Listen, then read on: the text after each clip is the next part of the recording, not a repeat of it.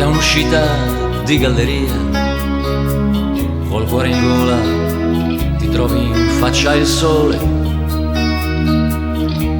che ti fruga i pensieri, ti legge dentro la nostalgia del buio fresco in cui fino a ieri gettavi via i tuoi giorni d'eternità.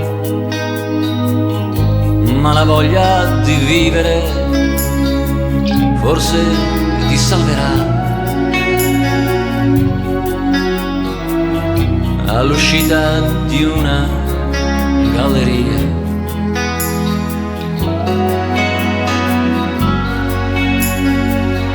vivere e perdersi e ritrovarsi, corrersi dietro per poi lasciarsi andare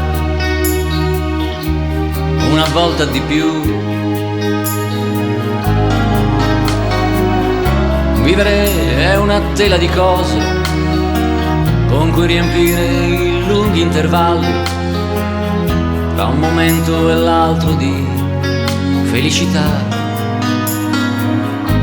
che la voglia di vivere forse ti porterà. Se il suo sole è corto basterà.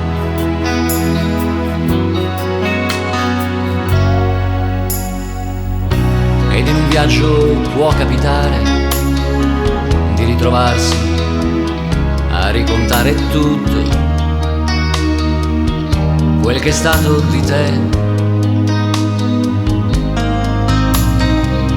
quello che hai dato, quel che hai avuto, quel che hai trovato, quel che hai perduto, quello che hai chiuso è quello di te che hai aperto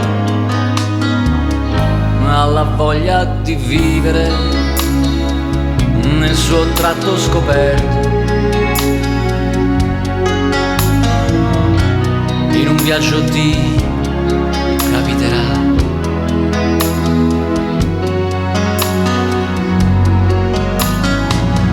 Cose che passano, non ti voltare, non riuscirai a trattenere un giorno un silenzio di più. Cose che passano, vestiti stretti, amori che hanno disfatto i letti, che hanno raccolto i semi e la sterilità di una voglia di vivere che è già nostalgia. E si entra in un'altra